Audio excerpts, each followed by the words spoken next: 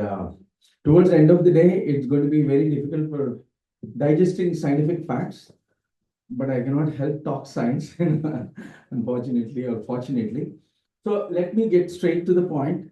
See, I started off the work. I'll just start a quick intro about the story. I mean, the way I started researching Ayurveda. It's been 32 years since I've been working on this. And as a medical student, I figured the pros and cons of the modern medicine. And then while modern medicine, I immensely respect modern medicine, by the way.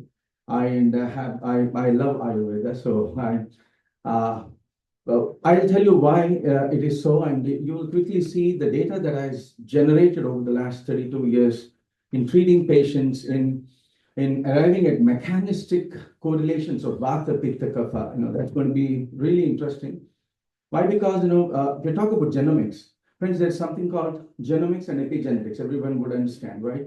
Now, genomics, from the data that we have, 92% of times, when a gene is expressed, you don't find a corresponding protein in the body.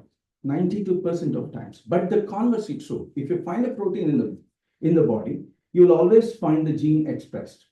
So why is it so? That's when, Singh et al. In 2003, when he came up with the SNPs, he explained, and several others, joined that just before the Human Genome Project, or just after the Human Genome Project was unraveled, they figured that not always when the DNA or a gene translates, it doesn't always transcribe into a protein. So why is it so? No one knows. So that's why there's something called translationomics. In the subfield of genomics, you have translationomics, you have transcriptomics, and then you have proteomics and metabolomics. Just because you find a protein in the body or in the blood, it doesn't always act as it doesn't perform its function.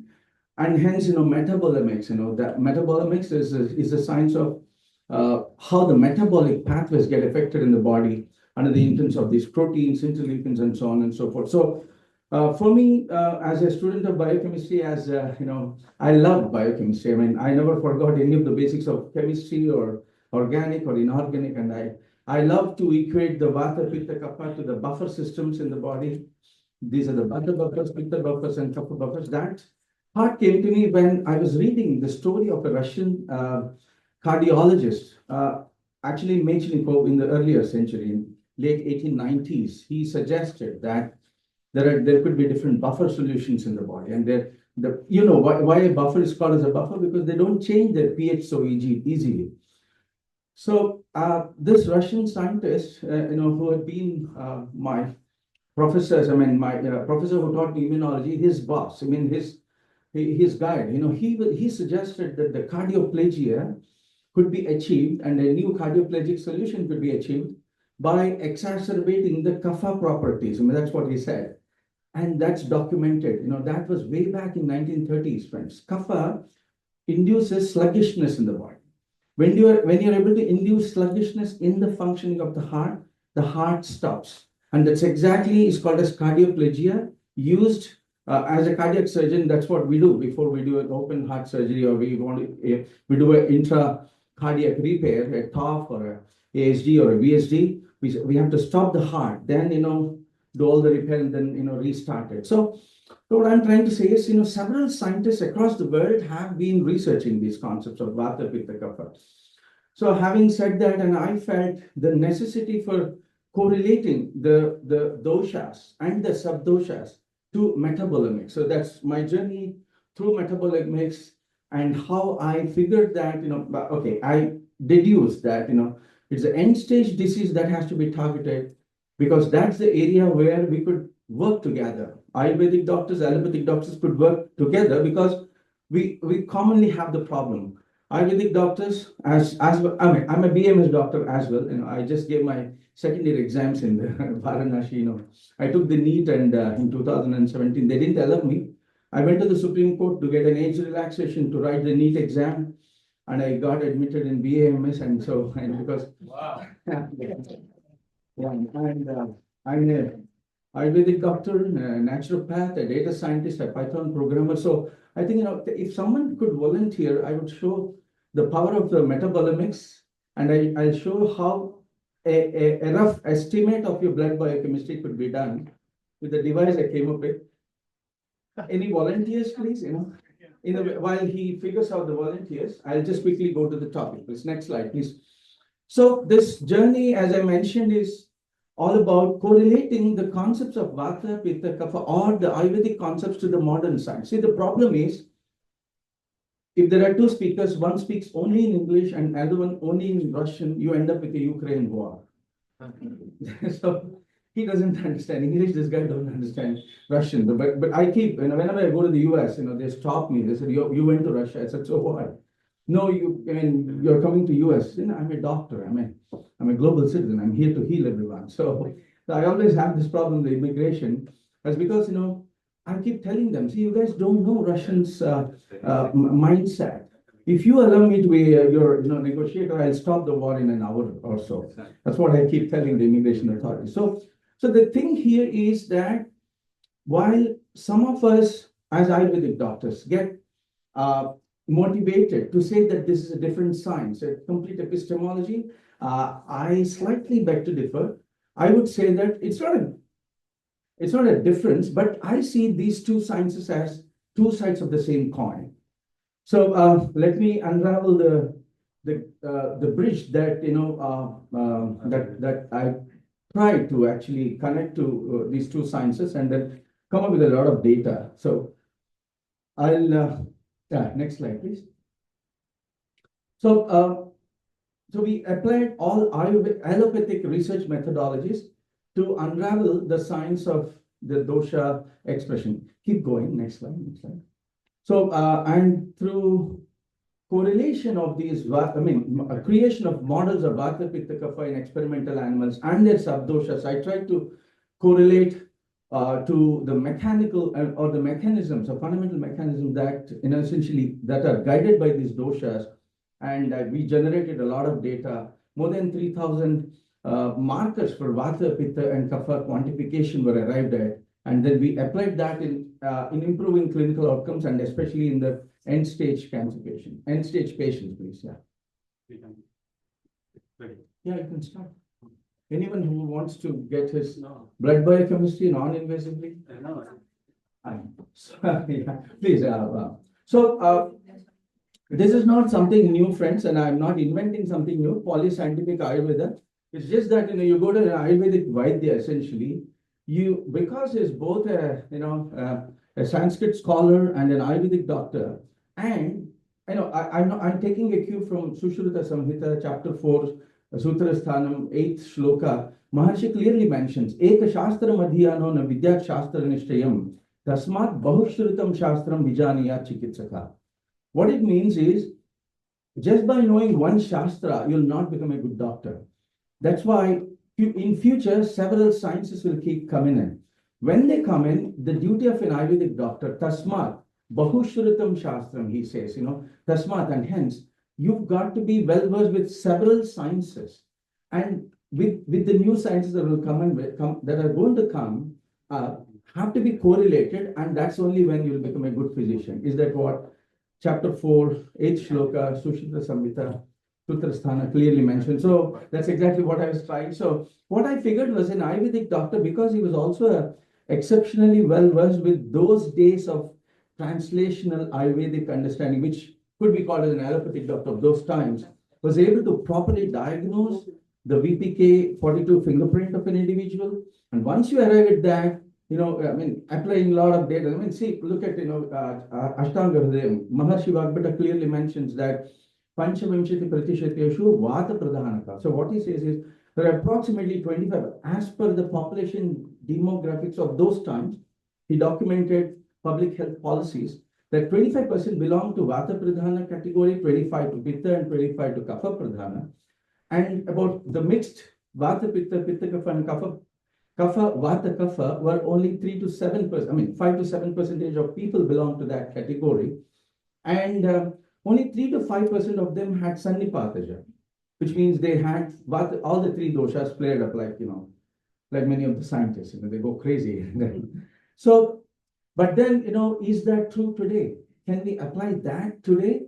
I don't think so. Our data doesn't suggest so, because after understanding the markers of quantification of Vata Pitta Kapha, we figured that today, at least in my own hospital setup, in the last 22 years, after treating about more than 28,000 patients, and after doing a Nadi Pariksha of more than 400,000 patients, I figured that 75% of them have a BPK dominance in today's, and it is not homogeneous. It is not homogeneous inside his own body in different organs. If, say, for example, how am I able to say that? Because we have specific correlations of Vata Pitta Kapha to interleukin chemistry, to electrophysiological studies, to cell signaling pathways. That's what we unraveled, and that's what I want to say. What I'm trying to say is, when Maharshi Bhagbata explained the population demographics of those days, they have incorporated data science, applied math, and lab technicians. So what are the Mala Pariksha, Mutra Pariksha? A doctor, Ayurvedic Vaidya, was essentially a lab technician. And because he was also well versed with manufacturing practices, he could make, according to the Vata Pitta, if you encounter a Vata Hridroga, Vata mediated ischemic heart disease, you've got to essentially take Arjuna terminalia, make a water extraction of it, and give the patient according to the Vata proportion in his body, or in the heart, if he's able to specifically understand the Vata proportions of Vata or quantification of Vata in the heart. Then if Vata led, or aggravation of Vata led to, or Samana Vata or Apana Vata led to the heart disease, then you use a water extraction of Arjuna. If it is a Pitta dominant or a Pitta Hridroga, then you use a Ghrita or a Asava.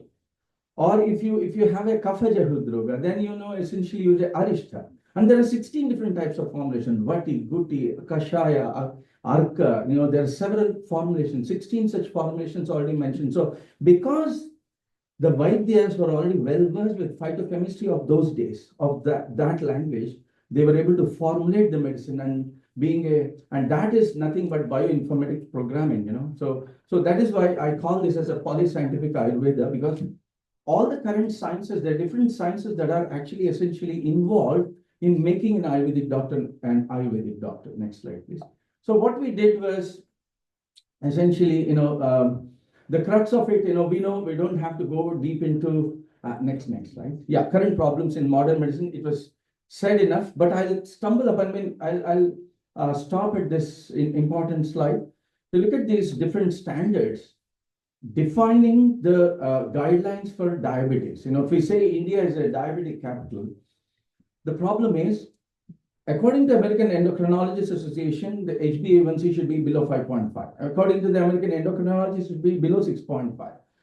The American College of Physicians is coming up with a standard. It says it should be between 7 and 8, and never, see, this is important. They're at loggerheads with the endocrinologists and the diabetologists. They're saying it should not be below 6.5. Why? In their cohort, as per the trial done, Accord trial, they found that, especially when a diabetic patient has concomitant IHD, 1 in 3 patients died when they were subjected to intense glucose lowering, pushing the HbA1c below 6.5. All right, so and then American Geriatric Association has its own standards. American Veterans Affairs Diabetic Association is saying, your HbA1c should be anywhere between 8.5 and 9.5. So that's the range of HbA1c that different standard bodies are actually processing. And luckily with the AI, a lot of metadata was analyzed, and then you got a lot of data, and then different standards. And by the way, these standards are all data driven. It's not just that they just wanted to give the standards to us and they came up with these numbers. No, they were all data driven. In all, I just pulled up all the 172 studies done by the Americans. And how many patients were investigated? 12.7 million patients were investigated, and about 5 million were retro-analyzed. And so the problem is, according to who are you diabetic is the biggest question. If India is a diabetic capital of the world, according to who are you diabetic? Because the veterans naturally are feeling hypoglycemic if you push their blood glucose below 7. That's the standard. Look up for the VADT trial. Veterans of his diabetic trial clearly demonstrates that these veterans had suffered hypoglycemia if the blood glucose was pushed below 7. And you already have the data from the Accord study. So there's so many problems that the current medicine definitely has. And then the problem with the statins is another one. Next slide, please.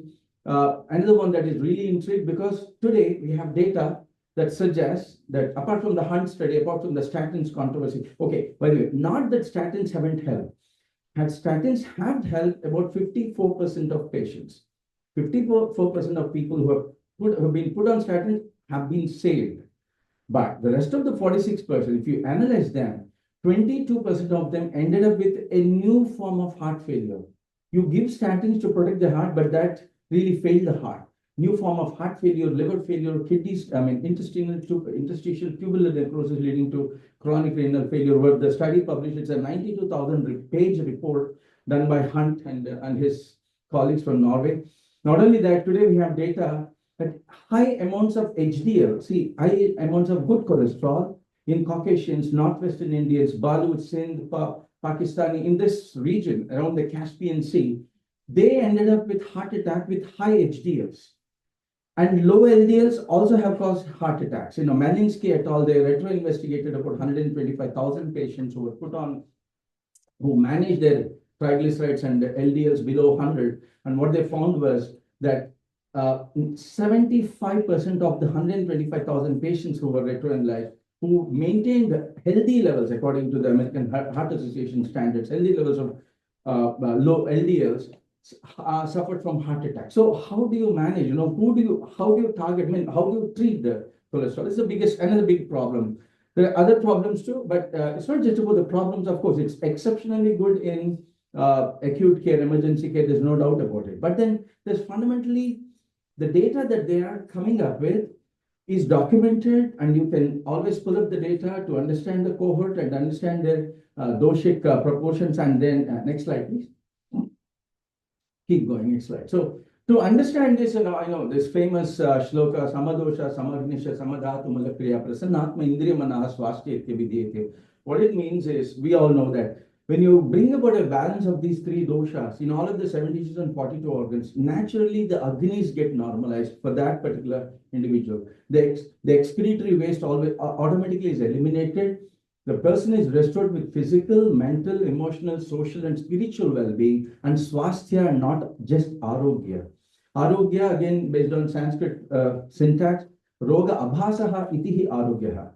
Mere absence of disease is arogya, but swasthya is swasthanam shiryate itihi swasthya, which means that which confers you to the swasthan, gets back to you the original sthanam of swa. Swa in Sanskrit means atma.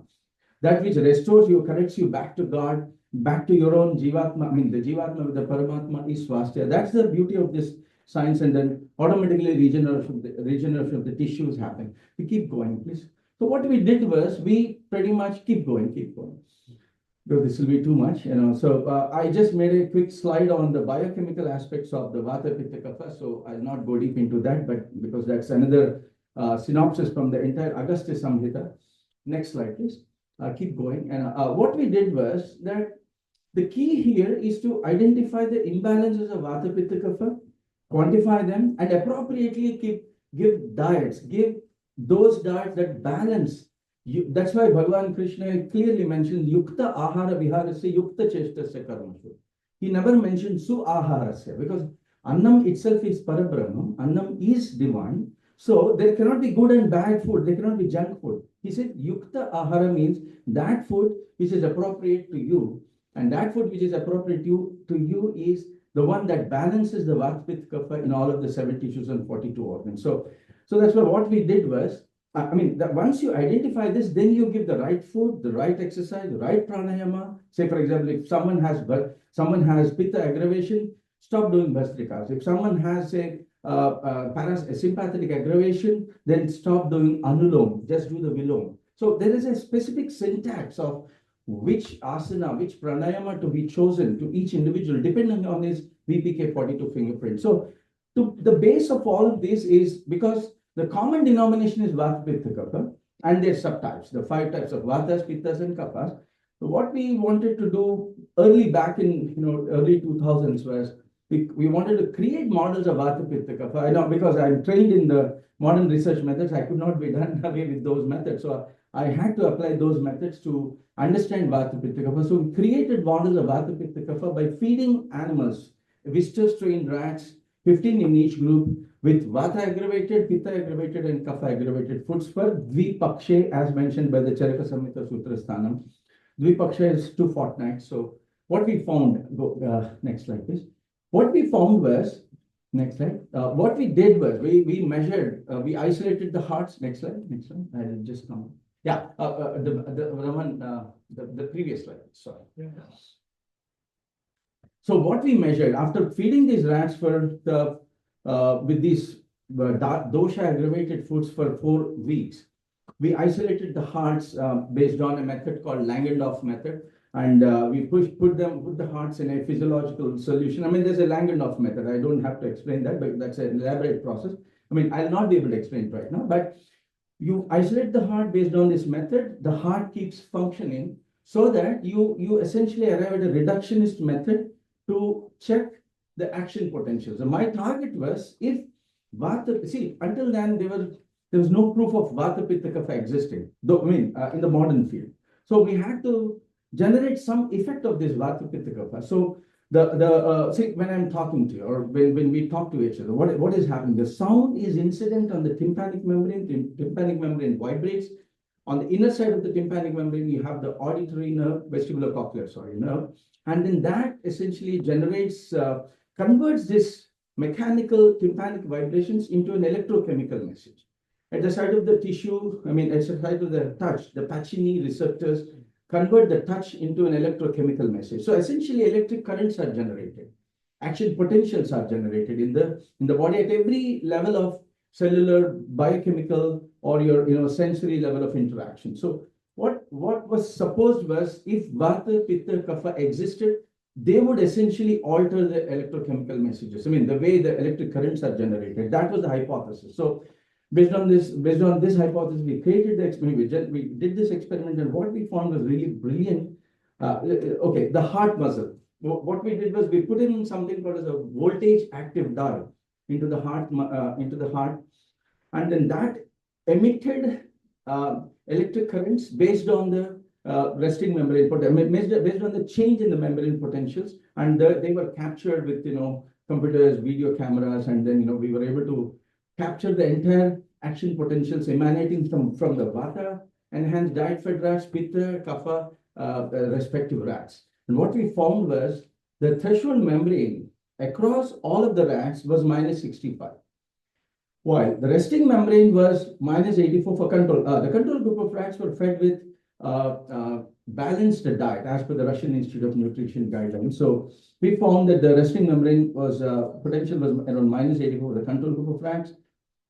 We sacrificed one group of rats before the experiment and one group of the rats after they were fed for 1 whole month with balanced diet, and then there was pretty much not much variability there. But what we found was the Vata enhanced diet-fed rats ended up with their resting membrane potential coming closer to minus 75, which was very close to the resting membrane. Pitta was around minus 90. Kapha resting membrane potential was around minus 108. What it means is really interesting because the Vata, I mean, look at the difference. Why is this important is the difference between the resting membrane and the threshold membrane potentials is exactly the stimulus that should be given for that tissue to elicit an action potential, which means if you give anything less, it won't elicit an action potential. So the Vata diet-fed rats, Vata aggravated diet-fed rats had a difference of 7. The Pitta had 25, and the Kapha diet-fed rats were 43. So the difference of these two. So what?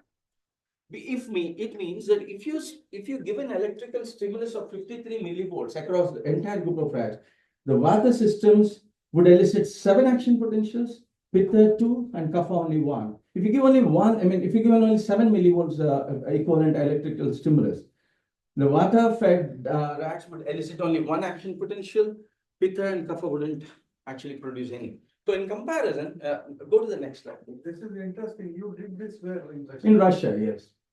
When was that? It was in the year 2002.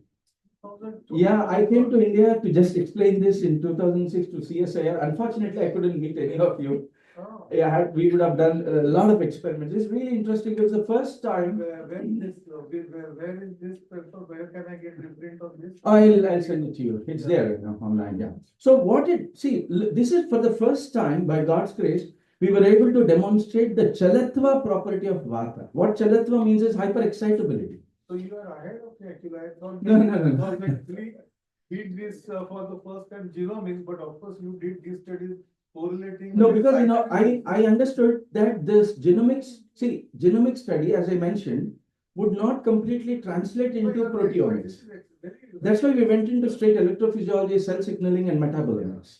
So chalatva is for the first time uh, demonstrated in an experiment. Next, the one of the properties of kapha is what? Kapha makes the tissue sluggish because it is sthira and sandra. Sthira, where did the property sthira come from for the kapha tissues is because next slide please. The difference between resting and threshold membrane potentials in kapha is minus 100 to minus 65. So it requires larger. So I used to say earlier, so I respect all our politicians, but I used to say these are manmohanized cells. So they just sleep over and the entire demon. I mean, until okay, I really respect this person. I just give this analogy so that we kind of remember. It's just an analogy. No, not that. I'm not.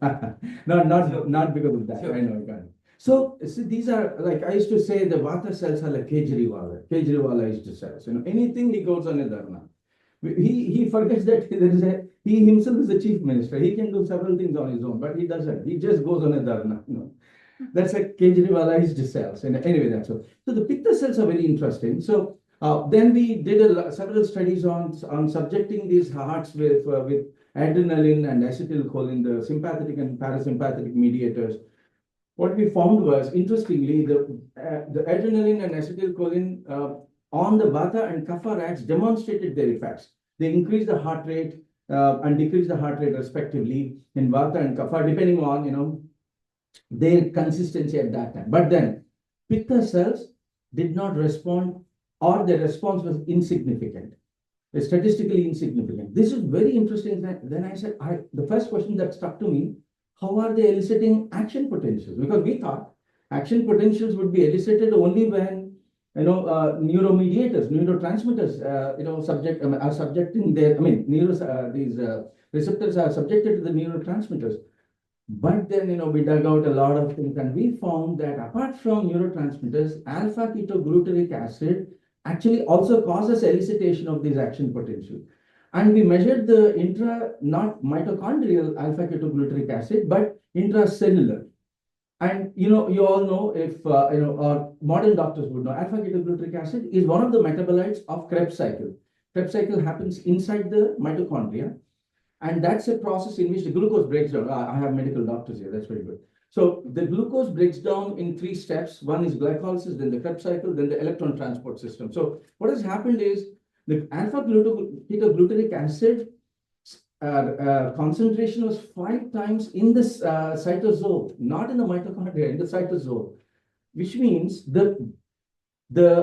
possibly, okay, this is not conclusive. We cannot conclude it. We have to do several experiments, but something that definitely suggests is that when pitta is aggravated, the mitochondrial activities is increased so much that alpha ketogluteric acid actually escapes into the cytosol and elicits an action potential, because that is the one that produces action potentials as well. So that's why pitta people, they will not listen to you.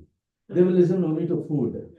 In one of our scientific reports, we have PGM1 gene is Oh. the signature for pitta. Oh, right. We So, have reported that. okay, right. PGM. Okay, yeah. So PGM1 gene means energy. That's the energy gene. Right, energy genes. Yeah, sure.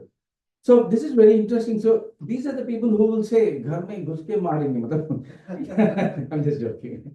So the idea is that what we were able to deduce was the vata, pitta, and kapha were actually these doshas that are altering the metabolic pathways in which glucose participates. And by the way, all the diabetologists, if at all you're here, what I can say for sure is that glucose participates in more than 175 different metabolic pathways. And only 10% of these metabolic pathways are dependent on insulin. Adiponectin initiates about 12% of the glucose metabolic pathways. Incretin, I mean, see, we are forgetting that, I mean, when we go do these studies, we are forgetting that apart from insulin, there's several other, neuromediators, there are also humoral mediators, interleukin 10, interleukin 12, that also participate in your glucose metabolism and the regulation of the glucose. And then, so that's a huge study. Okay, by the way, this is a quick synopsis or quick teaser of my 545 hours of lecture of translational research. That's what I bundled up in the form of, bringing this gap. I wanted to create, help people bridge the gap. I demonstrated this to Shripad Naikji in 2014. But then unfortunately, they came up with a bridge course in which, they said Ayurvedic doctors can practice allopathy. While they were practicing anyway, they made it a political affair later, So the interesting thing, no, earlier slide, but I just want to stop. I mean, take 2 minutes and then quickly show case studies and then end this because it's too much to. So what is happening is in Vata, okay, so what is at the end of an action potential, what happens is how does an action potential happen? Sodium ions, chloride ions get into the cell, potassium ions go out of the cell. So at the end of the action potential, sodium and potassium have to be exchanged to restore the ionic homeostasis, and that is an energy dependent process, ATP dependent. So which means if Vata cells are producing 7 action potentials, it's a hypothesis again, they are using up ATP faster, 5 times faster. Pitta, because they're producing ATP. See, the Pitta cells are actually producing 38 ATP molecules. So they're using only less energy because they're producing only 2 action potentials. Kapha, Manmohanized cells, they don't use up much energy. They don't need much glucose. So, and hence, Pitta, because they're burning up glucose faster, we found 5 times more alpha ketogluteric acid inside the cytosol. We thought that their glucose demand should be 5 times higher because they are essentially, they're burning up everything, right? So the mitochondrial activity is 5 times faster, and hence the glucose demand is higher here. So the glucose demand for Vata is less because Vata essentially is triggering an electrophysiological exacerbation and not a mitochondrial exacerbation. So the glucose demand is only twice as much as the Kapha. So that's really why your ATP, your glucose need is different in different individuals. Without the context of Vata, Pitta, Kapha constant quantification, your efforts to reduce glucose, number 1 will be in vain, number 2 will be dangerous, as was demonstrated in the Accord study. I told you in the beginning of the story that, in this talk, that Accord study demonstrated that 1 in 3 patients, they died. When these patients, especially they had concomitant heart disease and diabetes, when they were subjected to intense glucose lowering, they died in the trial. The Americans had to abort the trial. American College of Physicians had to abort the trial. So after 2.5 years, when they got this retro data from their own patients. So next slide, that's fine. So one more concept. So what happens is when the glucose enters into a Vata environment, it gets acylated and ethanol forms. Either ethanol or lactate or pyruvic acid forms, and hence only 2 ATP molecules are generated instead of 38. But the same glucose, if it enters into a Pitta environment, it produces 38 ATP and a lot of carbon dioxide and H2O. And when the intracellular carbon dioxide and H2O increases, the partial pressures of these 2 gases, one gas and another liquid increases, they trigger the activation of carbonic anhydrase, and carbonic acid is formed from carbon dioxide and H2O. And carbonic acid, because it is an acid, Pitta is characterized by one of the properties called amla.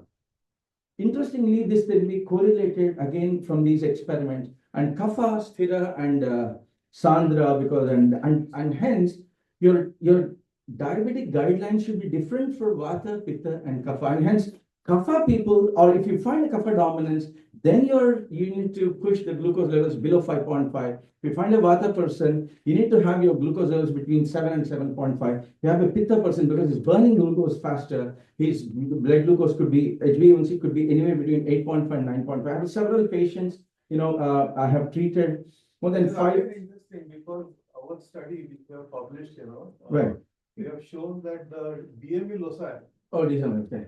drug metabolism enzymes, the fast metabolizers are predominant in pitta. Of course, they should be. They And would there be. is a clear correlation. So Absolutely. what your type, but this study, where have you done this? Published it? No, we haven't published Oh. it. We are just publishing it. We're patenting it wherever it is patentable. We're publishing it very soon, yeah. So this is unpublished, oh, the copyright is not there. So that is why your vata diets and pitta diets and kapha diets will be different and should be different. And if you give statins, say in a vata aggravated individual, so why is a vata person producing more cholesterol? And this has been our observation as well. Vata dominant. There's no vata predominant person today. In today's world, there are only VPK dominant people, 75% of them. Rest of the 25, they could be different, but when different VPK proportions and clear vata dominance. I think you would find in your genomic studies as well, because you collected data of 6,900 patients, and clear-cut vata, pitta, and kapha correlations were found only in 2,000 plus patients. So that's about only 1/3 of them had clear vata dominance or pitta or kapha dominance. The rest of them had VPK.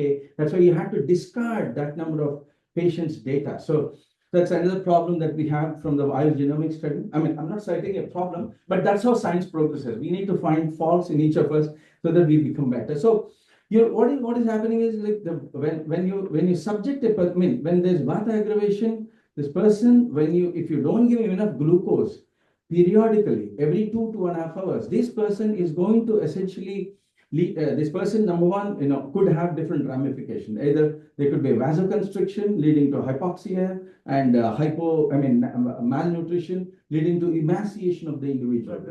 Yeah, exactly. Yeah.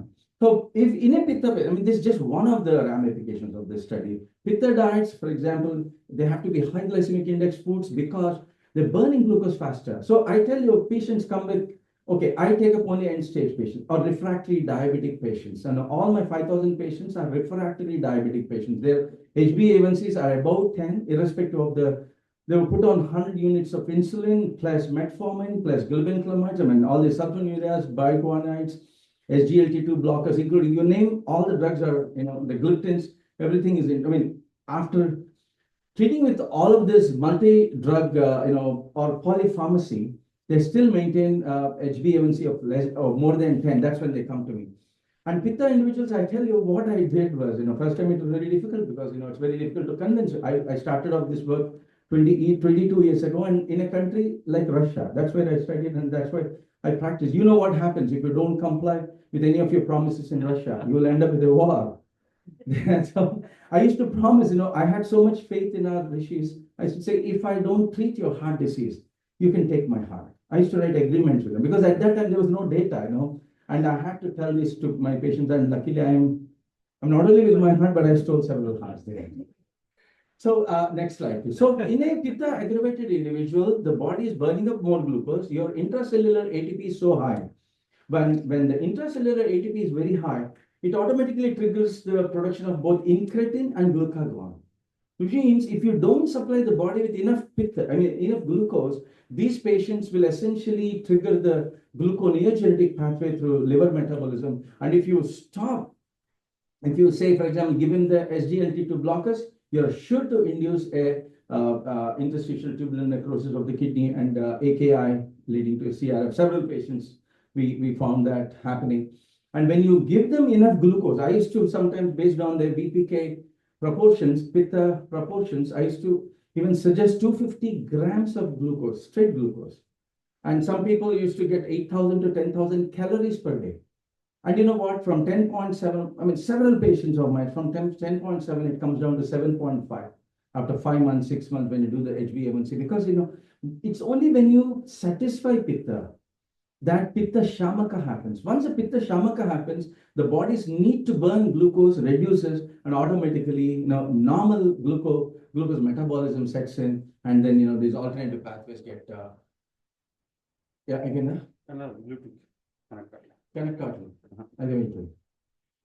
In 5 minutes, what time? Yeah, in 2 minutes, yeah, I'll finish that. We'll do again, people will come tomorrow, maybe, right? We'll do this tomorrow. Yeah, Bluetooth is not getting connected. I'll finish this slide and then we'll go. Yeah. So next slide, please. Next slide. Keep going. So everything should be personalized.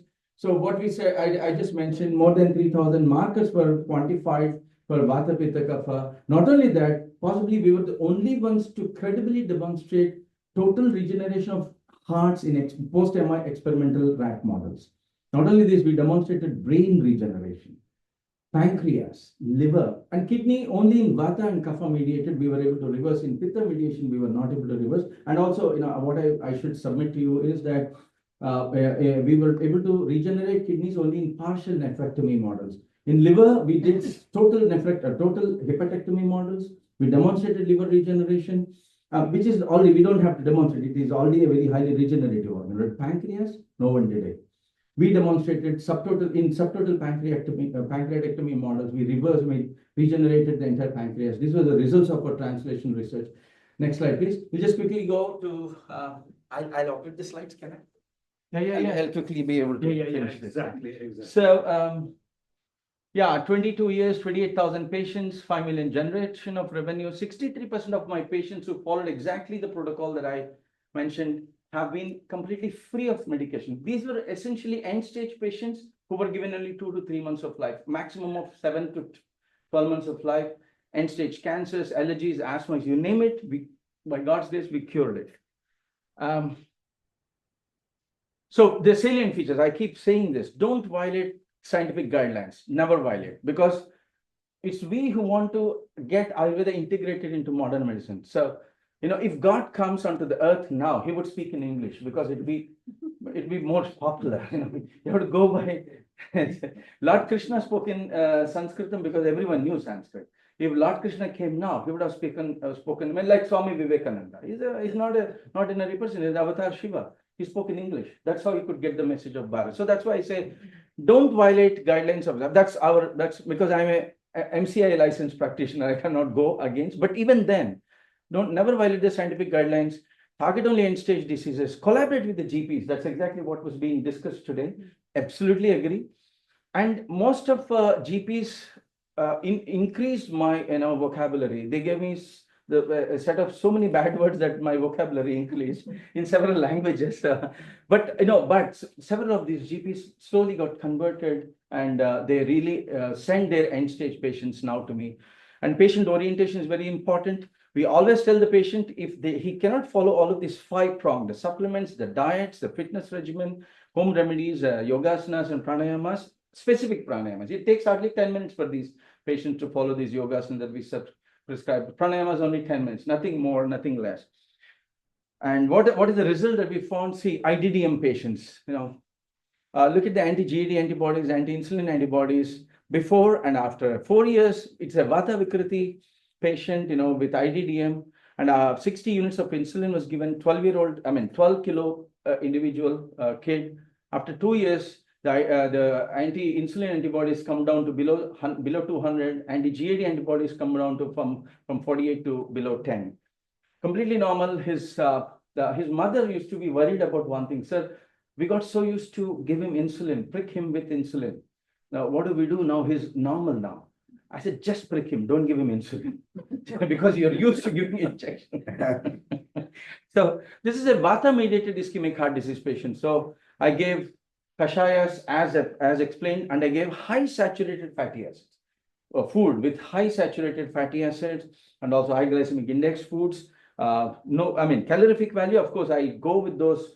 As I said, I don't violate any of the guidelines. I choose from those high glycemic index foods. So without, this is another patient. She underwent a CABG 18 months before she came to me, ended up with the AWMI. Her heart failure failed, 54-year-old female. Her heart ejection fraction came down to 27 after this heart attack. LED completely blocked. After 3 months, she didn't believe she was a Russian. At the age of 72, now she's still alive. She was given only 6 months to live because her EF was 27 and she was given only 6 months to live. Yeah. Completely gone. This is a Pitta-mediated individual. EF increased. EF increased. From 27 to come back to 65. She was a normal individual. Kapha-mediated individual, friends. Psoriasis before, with kidney failure after 9 months. We stopped even his dialysis after 18 months. This is several cancers, more than 400 plus patients on cancer, high-grade B-cell lymphoma, You mentioned HER2 positive, PR positive, ER positive cancers. We have a lot of data. We're publishing all of them, but I have a problem with the publication. We'll talk about it later. But complete cured. They're going to start their services. Yeah, okay. Because we're supposed to finish So- by 5. So how about we make a deal? We start where we finish tomorrow. Okay, sure, definitely. Yeah, Yeah, so right, that sure. was Dr. Polisetty on, are you ready to start? Just before we pack up, can you just 1 minute speak about the machine? Yeah, so what we did was we see the key here is quantification of Vata Pitta Kapha. So how do we quantify that? Through HRV, I use the HRV algorithm, created models of Vata Pitta Kapha and their subtypes using foods, and then recorded the HRV several times, and then trained the model. Okay, by the way, I'm a data scientist from University of Texas, so I learned Python programming as well, so that I can write the application for this machine. So I wrote everything from the scratch because, I could not transfer the entire domain knowledge to software engineers. I said, okay, let me learn Python. And by the way, by God's grace, it took only 3 days, friends, for learning Python. Because once you're familiar with maths and your domain expertise, Python is just, talking to the machine. So and then so all the it's very, very algorithmic, friends. The key here is, just like Dr. Parashar explained, the key here is to your quantifying the VPK, the triangle. Even I made a triangle. It's interesting that, we're treading the parallel paths actually. Once this VPK is quantified in different organs, through HRV, we were able to, correlate, we induced we induced not only Vata Pitta Kapha, but their subtypes in different, in rats, because again, there are a lot of correlational sciences between the rat physiology and the human physiology. From there, we were able to correlate HRV domains. Okay, another important problem that HRV enthusiasts are actually, no one modeled Vata Pitta Kapha, and hence they're thinking that VLF is for Vata, LF is for Pitta, and HF is for Kapha. That's not right, friends. What we found was the entire Vata spectrum is spread across the entire spectrum. Pitta is also spread across and Kapha is also spread across. So we fine-tuned this HRV domains for frequency domains for individual Vata Pitta Kaphas. And then, for example, to understand the health of heart, Pranavata, Sadhaka Pitta, Avalambaka Kaphas. You have to find those frequency domains and then check their proportions. If they're in equal proportion, the heart is healthy. Otherwise, That was Dr. Polisetty. Oh, sorry.